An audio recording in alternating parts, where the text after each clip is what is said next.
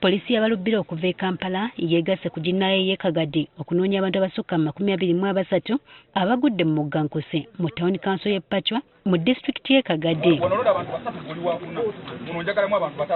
We buwungeeredde ng'emirambo 4 gyokka gye gyakazuulwa. Our divers, our technical people are doing a very good work. Though there are challenges, the swamp is very narrow, there are rocks down there. They are doing their best, but we expect that we shall achieve success in whatever we are doing. Mu kiseera kino okunoonya emirambo emirala kukyagenda mu maaso. It's very unfortunate, Ugandans, but we appeal to Ugandans to be calm. We are here with a very big population waiting for their loved ones. Good enough, the two we are already going to carry on post-mortem so that they can be taken by their loved ones and they have a decent burial.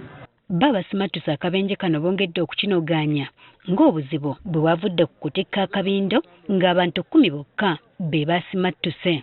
Otwetembera eryato lyasobola okutudde mu maizi lyejwire muno obuzibu ntubuleeserwe lyejwire muno ekingula ine ekirugireho eryato kunywa pembeni kudoma mu maizi pembeni na pembeni lyaikara hansi lyataha hansi mu maizi ekirugirweho abantu okusobola okufera obwomezi bwabo.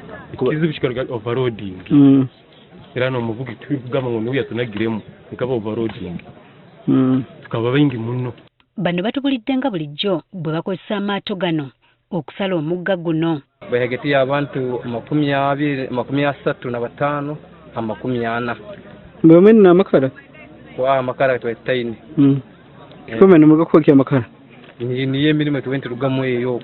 Justice Businge, ssentebe wa Town Council y'e Pachwa, akubiriza abantu bulijjo okozesa obulungi amaato gano. Kiri kirungi kugenda hali ataaho. Atukyala abantu abandi bakozesa ebintu ebikutabula obwongo otamire okozereki. Hata akavuyo bukakutandika rundu bwakubaho ene accident. You may not survive omazire kutamira. Caroline Nashemeza, RDC w'e Kagadi, avumiridde eky'abantu okutikka amata akabindo. Kyagamba ekyaviiriddeko okufiirwa obulamu bw'abano. Abantu bagondera amateeka baleke kuza abantu bengi aha bwato buke. Obwato buke kuba nibutwara abantu buke bukabambusya bukagaruka bukabareeta. Kandi n'okureba ngu LC1 ab'obukiiko balina okufaayo kureba ngu bahandikisa abantu boona abari kwija omu bicweka bya kuno kugira ngu tube nitumanya ahu bakurwa. Onera avumiridde eky'abantu abeefunyiridde okusanyawo ekibira kya Bugoma kubanga eryato lino okubbira kwaliko amanda ge bali bava okwokya mu kibira kino. So ningira ngu abaliyo balimu mbukyamu and we are going to twaza kukitwara nk'enshonga security committee from now. Abantu boona baliyo balina okurugayo and we will restore the forest. Ssentebe wa district e Kagadi Yosia Ndibwami atendereza polisi y'abalubbira okukola obutaweera okulaba ng'ezuula emirambo gino. Because the Commission of Marine is ready here with us, with the team. We have already dispatched the team of the Marine Police staff for searching of the body.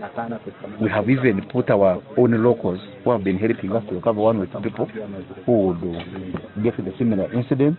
So they are all currently in the waters to make sure that we recover some of these bodies in the water. Obudde bugenza okuwungeera ng'okuyiga emirambo gy'abantu abagudde mu mugga guno kukyagenda mu maaso.